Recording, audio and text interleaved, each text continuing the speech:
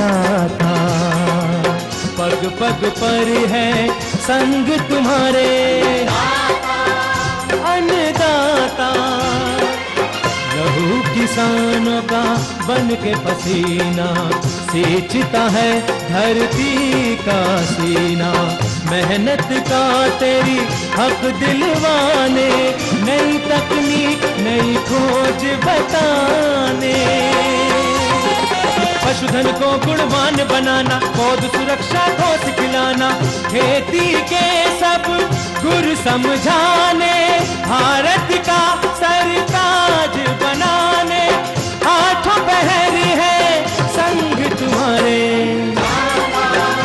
अन्नदाता, अन्नदाता। नमस्कार, मैं श्वेता भट्टाचार्य आप सभी दर्शकों का अन्नदाता कार्यक्रम में स्वागत करती हूं। हर रोज की तरह कार्यक्रम में हम लेकर आते हैं खेतीबाड़ी से जुड़ी हुई बहुत सी लाभकारी जानकारियां। तो चलिए सबसे पहले देखते हैं क्या है विशेष आपके लिए आज के कार्यक्रम में। सरसों की उन्नत चील प्रजातियों एवं वैज्ञानिक बुआई तकनीक। शरदकालीन गन्ने की बुआई पर एक किसान का अनुभव।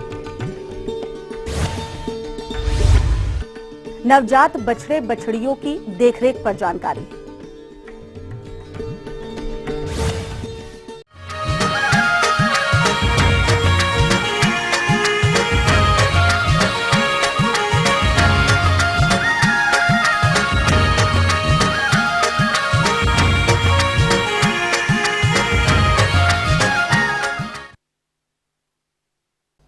खरीफ फसलों की कटाई के बाद प्रदेश के अधिकतर किसान रबी फसलों की बुआई कार्य में व्यस्त होंगे और जो किसान सरसों की खेती करना चाहते हैं वो इससे अधिक उपज तभी ले सकते हैं जब अधिक उपज देने वाले प्रजाति के बीज का चुनाव करें तथा इसकी खेती वैज्ञानिक तरीके से की जाए।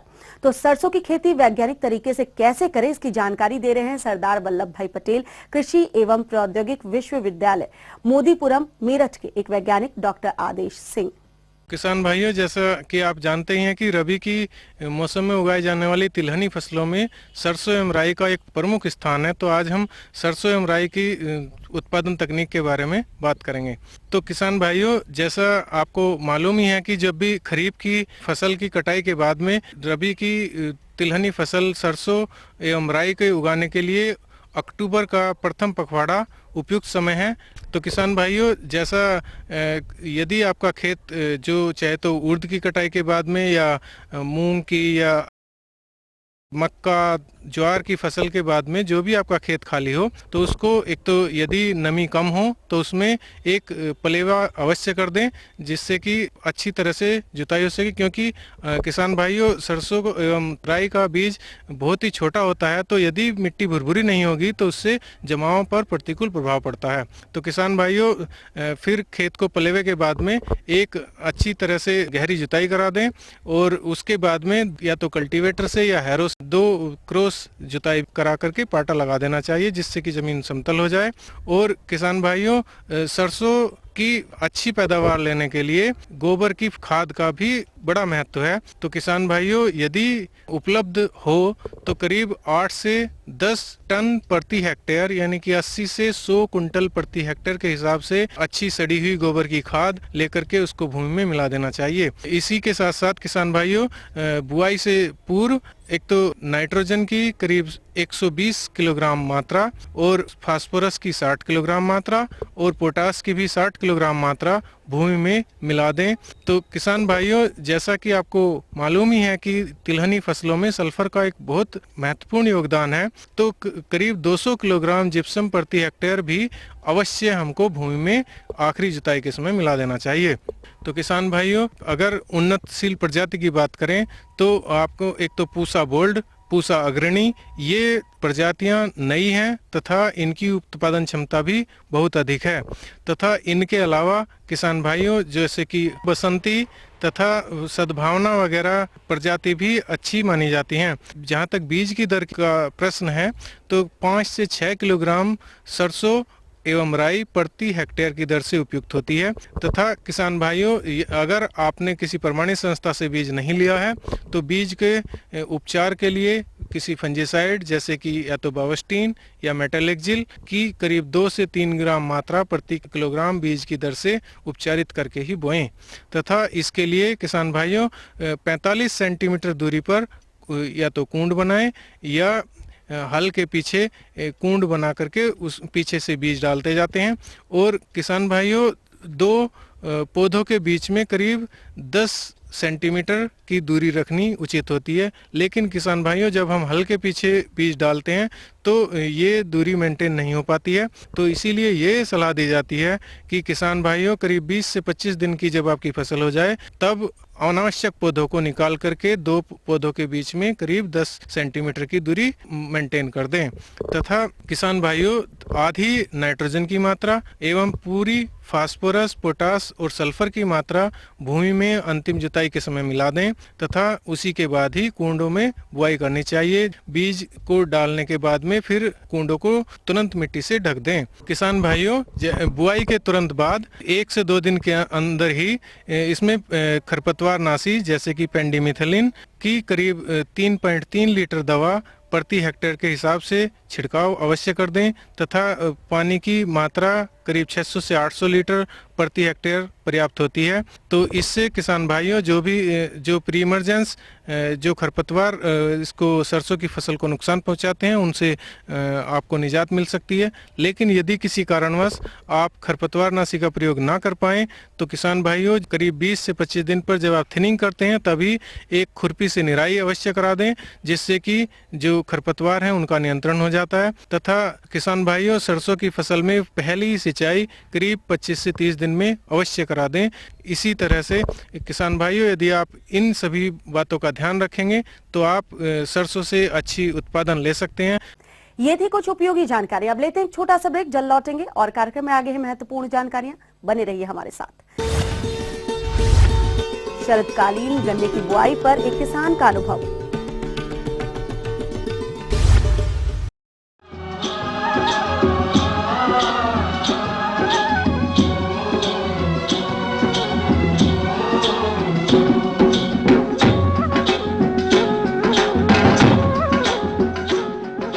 ब्रेक के बाद एक बार फिर से आप सभी दर्शकों का अन्नदाता कार्यक्रम में स्वागत है। बढ़ते हैं अगली प्रस्तुति की ओर।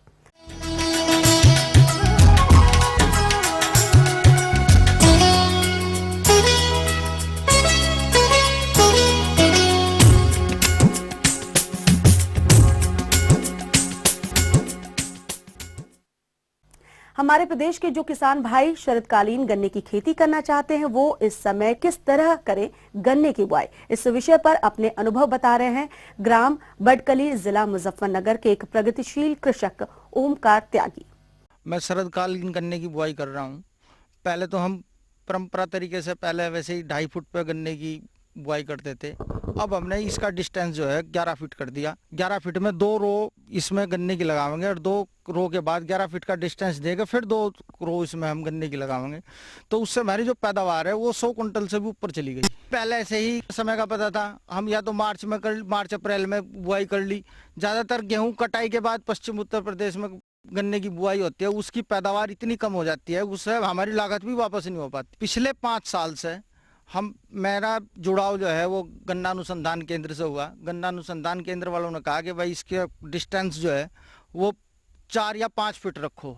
तो हमने पहले 4-5 फीट रखा। अब 3 साल से हम 11 फुट डिस्टेंस रखकर उसमें कर रहे हैं और 11 फुट के डिस्टेंस में हमें गन्ने की जो पैदावार है वो एक अद्भुत उसमें पैदावार मिल रही है। इंटरक्रॉपिंग भी हम उसमें कर रहे हैं। पिछले वर्ष हमने लहसुन भी लगाया था, आलू भी लगाया था, उसमें वो भी हमें बहुत अच्छी पैदावार दी। गेहूं भी लगाया था, गेहूं भी बहुत अच्छा हुआ।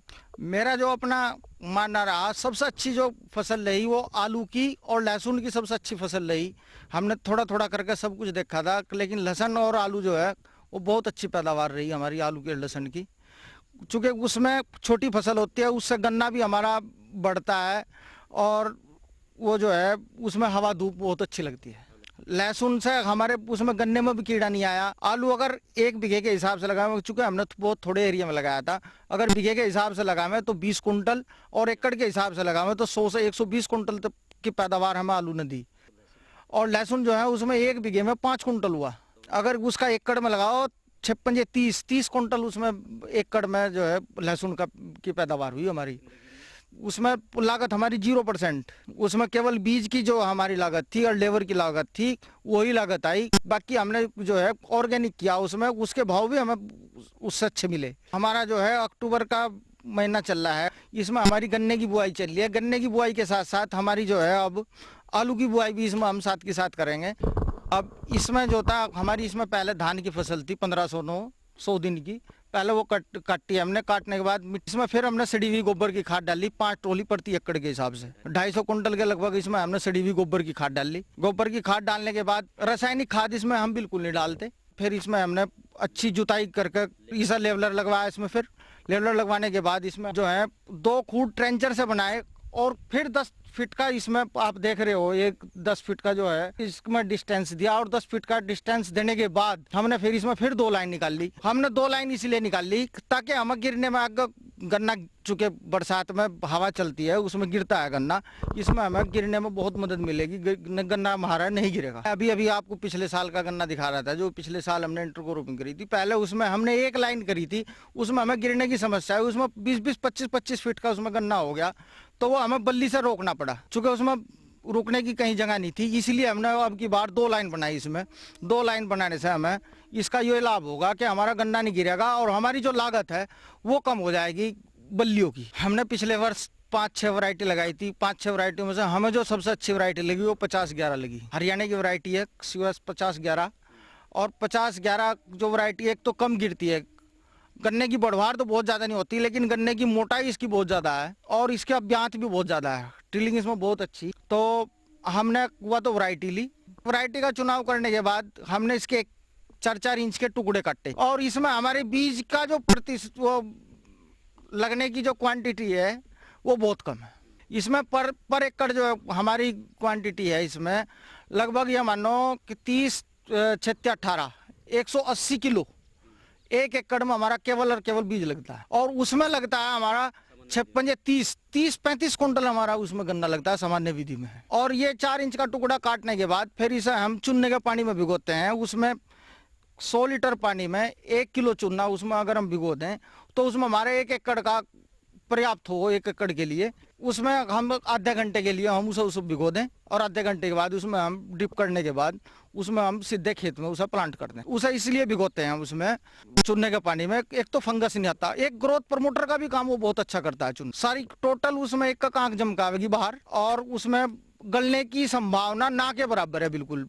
जो फंगस है वो फंगस नहीं आती। फिर उसे निकाल के अपना खेत में ले आवेंगे और उसमें ऐसे हम 1 का कांक का टुकड़ा 1 फीट पे उसकी बुआई करेंगे। उस पे लगभग 1 इंच, अगर मिट्टी का इसमें सबसे बड़ा वो है रोल, अगर मिट्टी इस पर ज्यादा आ जाएगी तो ये बिल्कुल नहीं जमेगा। अगर हम उसमें 1 इंच मिट्टी देंगे तो उसका जमाव जो है हमारा 15 से 20 दिन के करीब वो सारा का सारा जम जाएगा। फिर उसके बाद इसमें हम हल्का सा पानी लगाएंगे और थोड़ी थोड़ी मिट्टी डाल देंगे। इसमें 20 दिन के बाद हल्का पानी लगाएंगे। हल्का पानी लगाने के बाद इसमें हम फिर इसमें हल्की हल्की मिट्टी डाल देंगे और बाकी इसे फिर इसकी उस पर छोड़ देंगे। और तब इसमें हमारी दूसरी जो फसल है वो कट जाएगी, तब हम इसे इकसार कर देंगे। थोड़ी थोड़ी धीरे धीरे मिट्टी इसमें डालते रहेंगे। अब हम इसमें हमने गन्ना लगा दिया। गन्ना लगाने के 20 दिन बाद, बल्कि अभी आलू तो अभी हम लगा देंगे इसमें बहुत हल्का 20 दिन के बाद पानी दिया जाएगा। वो जीवामृत के द्वारा दिया जाएगा कूड़ में। अब उसमें जो है हम 100 लीटर पानी में 1 किलो गोबर, 1 किलो गुड़, 1 किलो बेसन और वो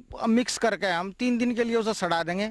हमारे ट्यूबवेल के बराबर में एक खोज बना हुआ है, उसी में हम उसे सड़ा देंगे। ये रेशो है इसका। और उसे सड़ाने के बाद इसमें हम थोड़ा थोड़ा हल्की हल्की सिंचाई कर देंगे गन्ने में, जिससे कि गिल्ली मिट्टी हो जाएगी और इसे हल्की सी नमी मिल जाएगी। और धीरे धीरे समय समय पर इसे 15 के 20 दिन के 1 महीने के बाद इसमें हल्की हल्की सिंचाई हम जीवामृत के द्वारा ही करते रहे।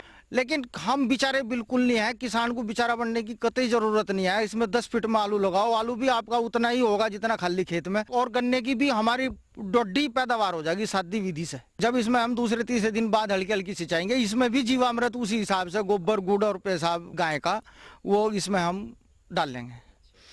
तो इसकी निराई गुड़ाई जब भी कभी जरूरत पड़ेगी थोड़ी मिट्टी चढ़वा देंगे इसमें आलू पे और गुड़ाई करवा देंगे। बाकी और इसमें बहुत कुछ करने की जरूरत नहीं। ये हमारा आलू जो है फरवरी मार्च में खुद जाएगा और फरवरी मार्च में हम इसके बाद जो है इसमें फिर इसमें दूसरी कोई फसल लगा देंगे। जैसा हल्दी हुई, हल्दी लगा दो, इसमें वो लगा दो, पपीता लगा दो, केला लगा दो, इसमें हम कुछ भी दूसरी फिर फसल कर दें, वो भी इतनी ही बराबर इतनी। और दूसरे इसमें धान भी लगाया हमने, धान भी हमारा बहुत बच्चा खड़ा है, 10 फुट की दूरी में हम इसमें धान भी लगा सकते हैं। और गन्ना हमारा बिल्कुल बराबर उससे डोडा है जो हम पहले कभी बोते थे 5 साल पहले। जैसा कि आपने पिछले खेत में भी देखा होगा, वो 10 फीट के डिस्टेंस पे हमने जो गन्ना लगाया हुआ है उसमें आप आगे दे सकते हो। मेरे खेत पर आगे देख लो, उसमें 25-25 फीट का मैं आगे लेके गन्ना खड़ा हुआ है, 20-20 फीट का गन्ना है उसमें। आगे और भी है कुछ रोचक जानकारियां, पर यहाँ पर रुकेंगे एक और कमर्शियल ब्रेक के लिए। जल्द हाजिर होते हैं। नवजात बछड़े बछड़ियों की देखरेख पर जानकारी। ब्रेक के बाद आप सभी दर्शकों का स्वागत है। चलिए अब रुख करते हैं अगली कड़ी की ओर।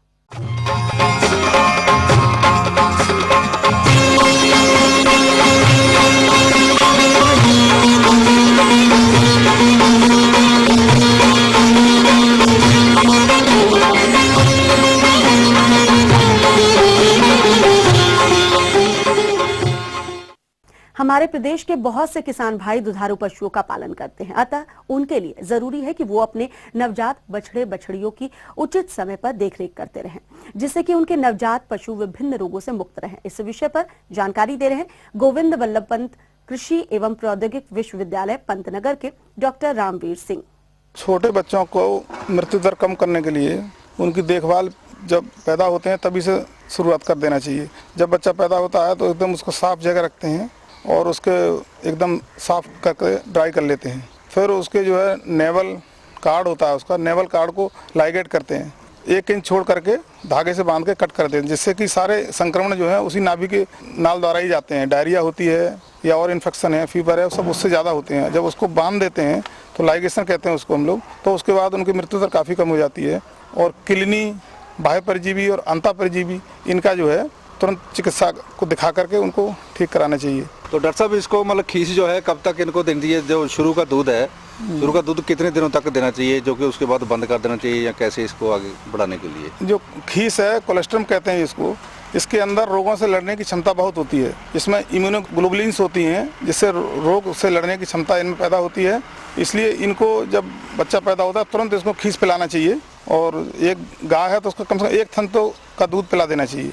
और अगर अलग से दूध पिलाते हैं तो उसके बच्चे के वजन के 10वें हिस्से के बराबर पिलाया जाता है 1 दिन में। इतना उसको खींच दे सकते हैं। खींच देने से तुरंत उसको पिलाते हैं तो उसको फर्स्ट, जिसको पहली बार जब बच्चा जो है फीकल करता है, उसको मेकोनियम कहते हैं, उसको करना बहुत ज़रूरी है।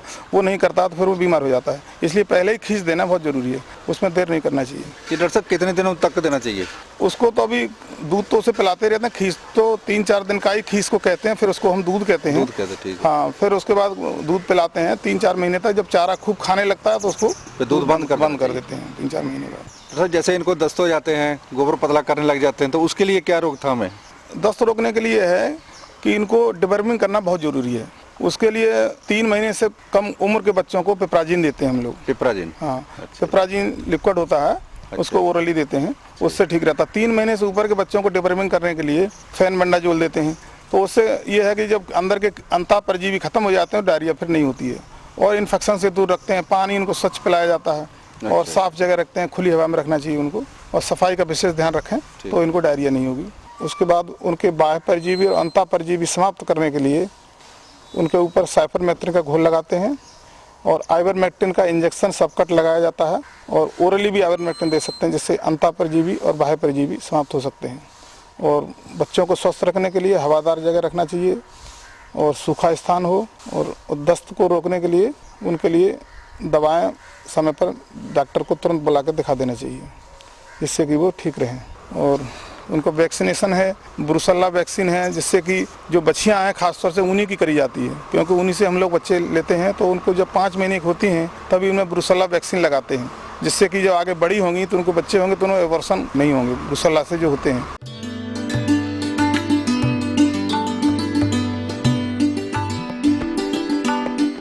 अन्नदाता हेल्पलाइन निशुल्क फोन संपर्क सेवा के माध्यम से आपके द्वारा पूछे गए प्रश्नों में से एक या दो महत्वपूर्ण प्रश्नों को हम अपने कार्यक्रम में शामिल करते हैं।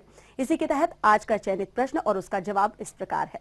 निःशुल्क अन्नदाता हेल्पलाइन में आज हमने जिस प्रश्न को शामिल किया है उसे पूछा है पिंडारा वाराणसी के शिवनंदन रघुवंशी ने। आपने ब्रॉयलर पालन पर जानकारी चाहिए है तो इसके लिए देखिए कार्यक्रम का यह अंश। कुक्कुट पालन किसान भाइयों दो प्रकार का होता है, एक ब्रॉयलर और एक लेयर। ब्रॉयलर मतलब जो मीट के लिए जानवर पक्षी पाले जाते हैं और लेयर जो अंडे के लिए पाले जाते हैं। तो आज हम आपको ब्रॉयलर पालन के बारे में बताएंगे, ब्रॉयलर पालन कैसे किया जाए। तो मैं किसान भाइयों आपको सलाह दूंगा, यदि आप नए किसान हैं और शुरुआत करना चाहते हैं तो शुरुआत में 1000 पक्षी से ही स्टार्ट करें और एक पक्षी के लिए मिनिमम 1 स्क्वायर फीट ज़मीन चाहिए इसके लिए। इसमें किसान भाइयों जब आपका एक सेट खाली हो जाए तो उसको ब्लीचिंग पाउडर से अच्छी तरह से भिगो के रखें और उसके बाद फिर उसकी सफाई करें। दूसरी बात, आप फ्यूमिगेशन जिसको धुआं कहते हैं, तो इसमें आप ये फॉर्मेल्डिहाइड और पोटेशियम परमैंगनेट इनको मिला के और इसका धुआं भी कर सकते हैं। तो इससे जो भी इन्फेक्शन, जो भी संक्रमण आपके शेड में होगा वो ख़त्म हो जाएगा। तो इसके बाद ही आप अपने पक्षी जो है नया लॉट लेके आएँ। दूसरी बात ये ध्यान में रखें कि उसकी गैस पूरी निकल गई हो तभी आप नया लॉट लेके आएँ। तीसरी बात, अब जब आप नया लाट लाएं उससे पहले आपको कुछ तैयारियां करनी पड़ेंगी किसान भाइयों। जैसे आप चावल की भूसी यूज़ करना चाहते हैं, चावल की भूसी यूज़ करें, बुरादा यूज़ करना चाहते हैं, को अवॉइड करें बुरादा। लेकिन अगर कुछ नहीं है तो बुरादा भी, लकड़ी का बुरादा भी यूज़ कर सकते हैं, छीलन यूज़ कर सकते हैं। इसके बाद अगर कुछ भी नहीं मिलता, आपके एरिया में बहुत ज़्यादा मूँगफली होती है तो मूँगफली के छिलके भी आप उसकी जो है बेडिंग के लिए यूज़ कर सकते हैं। तो करीब इतनी 1.5 से 2 इंच की आप एक लेयर बना लें। और दूसरी बात, जब आप पक्षी एक दिन का पक्षी लाते हैं तो आप जानते हैं पक्षी का टेम्परेचर ज़्यादा होता है 41 डिग्री सेंटीग्रेड। तो ये जब बाहर निकल के आता है तो वातावरण ठंडा होता है तो इसको हमें गर्मी देनी होती है। इस गर्मी देने की प्रक्रिया को ब्रूडिंग कहते हैं। तो ब्रूडिंग की व्यवस्था कर लें। अगर लाइट है तो लाइट ब्रूडिंग करें, अगर लाइट नहीं है तो पेट्रोमैक्स वगैरह जला लें और इसकी ब्रूडिंग करें। अब ब्रूडिंग करने का क्या तरीका है, आप जब पहले पक्षी ले आए एक दिन का, तो सबसे पहले पक्षी बहुत नाजुक होता है तो उस पर जो आपने बेडिंग मटेरियल जो भी यूज़ किया हो, चाहे भूसी यूज़ की हो, मेनली चावल की भूसी यूज़ करिए, वो सबसे अच्छा रहता है। उसके ऊपर आप पेपर बिछा दें, कुछ 2-3 दिन के लिए अखबार बिछा दें और चारों तरफ थोड़ी दूर तक, जितनी दूर ब्रूडिंग करनी है, आप करीब 1-1 फुट का एक घेरा टाइप का बना दें, चाहे गत्ते से बना दें, चाहे लोहे का बना दें, जो भी चीज़ आपके पास उपलब्ध हो उससे आप एक घेरा टाइप का बना दें, जिससे कि आपके पक्षी को समान रूप से हीट मिल सके। अब ब्रूडिंग जैसे आप कर रहे हैं, या तो डलिया लेके उसके अंदर बल्ब लगा के करेंगे तो इसकी हाइट आपको कायदे से एडजस्ट करनी है। कभी कभी हम ज़्यादा गर्म कर देते हैं तो जानवर गर्मी से मर जाते हैं, कम गर्म करते हैं तो जानवर एक दूसरे पे चढ़ जाते हैं, ज़्यादा गर्मी पाने के लिए इकट्ठे हो जाते हैं। तो इसके लिए आप सही हाइट रखें। सही हाइट रखने का क्या तरीका है, जब जानवर आप नीचे रखेंगे तो प्रकाश से बहुत दूर होंगे, आपका जो पक्षी होंगे वो दूर एकदम किनारे किनारे होंगे, और बहुत ऊपर होगा तो एक जगह इकट्ठे होंगे। लेकिन अगर सही हाइट पर रखेंगे तो जानवर इक्वली एकदम समान रूप से बिखरे होंगे उस आपके बाड़े में, छोटे बाड़े में, छोटी सी जगह में। इसके बाद आप जो ध्यान में रखने वाली बात है वो है बायोसिक्योरिटी। बायोसिक्योरिटी का मतलब क्या है? बायोसिक्योरिटी का मतलब है जीवों से, चाहे वो बड़ा जीव हो चाहे छोटा जीव हो, इससे अपने फार्म की सुरक्षा। किसान भाइयों मैं बता दूं, ये सबसे मुख्य बिंदु है, चाहे वो बहुत बड़ा फार्म हो, चाहे छोटा फार्म हो, चाहे किसी प्रकार का फार्म हो। आप सबसे पहले तो किसी अनाधिकृत व्यक्ति की प्रवेश मत करने दें। दूसरे फार्म पे कोई आदमी काम करता है, आपके यहाँ कोशिश करिए ना आए। अगर आए तो आप अपने जो आपने उसका घर बना रखा है, मुर्गी का जो शेड बना रखा है, उस शेड के नीचे एक फूड डिप रखिए, यानी एक सोल्यूशन रखिए पोटेशियम परमैंगनेट का या किसी भी चीज़ का, जिसमें कि जाते समय आदमी पहले पैर उसमें डुबोए और उसके बाद ही अंदर जाए। तो इस तरह से उसके पैर में जो भी गंदगी होगी वो अंदर नहीं जाएगी। अब किसान भाइयों, जैसे कि अभी आप सीज़न चल रहा है बरसात का, तो बरसात में किसान भाइयों सबसे बड़ी समस्या आती है मैगट्स की। जो आपका जो बेडिंग मटेरियल है, आपके 35 से 40 दिन पक्षी रहते हैं, तो इसी पे रहते हैं, इसी पे मल त्याग करते हैं, इसी पे मूत्र त्याग करते हैं, सब कुछ इसी पे करते हैं। तो कहीं ना कहीं गीला रहता है और जब नमी वाला मौसम रहता है तो सूख नहीं पाता। और इसमें चूँकि स्मेल आती है तो मक्खियाँ अट्रैक्ट होती हैं और वो मक्खियाँ उसमें अंडे देती हैं, और ये मक्खियाँ फिर प्रॉब्लम आपके पक्षियों को क्रिएट करती हैं। तो इसके लिए कोर्सुलॉन या फिर विरकॉन एस या अन्य भी किसी भी ब्रांड की, अच्छे ब्रांड की आप दवा यूज़ कर सकते हैं, जिससे कि रेगुलर तौर पे मरते जो आपकी मक्खियाँ हैं, उनके जो क्या कहते हैं डिंबक हैं, वो सब मरते रहें। दूसरी बात किसान भाइयों, रेगुलर तौर पे कुछ लोग अगर ज़्यादा दिन का है, ज़्यादा ख़राब लग रहा है, तो आप रेकिंग भी कर सकते हैं, यानी उल्टा पलटा करना थोड़ा सा बिछावन का। दूसरी बात, आप जो पुताई करें वो चूने की करें किनारे किनारे, और थोड़ा बहुत हल्का फुट चूने का छिड़काव कर सकते हैं किनारे किनारे। तो इन बातों का अगर आप ध्यान रखेंगे तो बहुत अच्छा आप लाभ ले सकेंगे। दूसरी बात, ब्रॉयलर पालन के विषय में आप सभी जानते हैं कि लगभग ये कितना अच्छा व्यवसाय है कि लगभग 35 से 40 दिन में आपका पक्षी 2 किलो से भी कम खाता है और 4 किलो के आसपास वजन गेन कर लेता है। तो ये एक बहुत अच्छा व्यवसाय है किसान भाइयों। ब्रॉयलर पालन जब करें तो थोड़ा सा फोरकास्टिंग कर लें, क्योंकि आप ऐसे सीजन में पता चला कर लिए कि बहुत आपको जो है बिक्री नहीं हो पा रही है, तो आपका नुकसान होगा और कहीं ना कहीं आप हतोत्साहित होंगे और इसको छोड़ने की कोशिश करेंगे। तो और दूसरी बात किसान भाइयों, एक टीका तो आपको जब आप डे ओल्ड चिक लाएंगे, 1 दिन का लाएंगे, तो एक टीका आपको वहाँ से लगा के मिलेगा मैरेक्स का। दूसरी बात, 3 टीके आपको खुद लगाने पड़ेंगे, रानीखेत डिजीज़ के और गंबोरो डिजीज़ IBD जिसको कहते हैं, और तीसरा रानीखेत। तो ये 3 टीके पहले, दूसरे, तीसरे हफ्ते आप लगा दें। तो अगर और इसका वैक्सीनेशन करने का तरीका भी है, अगर आप मुंह से खाने वाली दवा देते हैं तो उस पानी को ठंडा रखें थोड़ा सा, अगर गर्मी का सीज़न है, क्योंकि पता चला आपने जो दवा दी या जो भी वैक्सीन दी वही ख़राब हो गई। दूसरी बात, सुबह शाम दें, सुबह जो है थोड़ी देर भूखा रखें, उसके बाद दें, तो प्रत्येक पक्षी जो है पानी की चाह में वहाँ पे आएगा और उस दवा को ले लेगा। हम ये उम्मीद करते हैं कि आज का कार्यक्रम आप सभी दर्शकों के लिए उपयोगी रहा होगा। किसान भाइयों, अन्नदाता आपकी सेवा के लिए संकल्परत है। कृषि संबंधित समस्या और सुझाव के लिए आप हमें इस पते पर संपर्क कर सकते हैं। प्रोड्यूसर अन्नदाता ETV Uttar Pradesh Uttarakhand Ramoji film city Hyderabad 501512। साथ ही आप हमें ईमेल भी कर सकते हैं। हमारा ईमेल एड्रेस है annadatta.up@etv.co.in।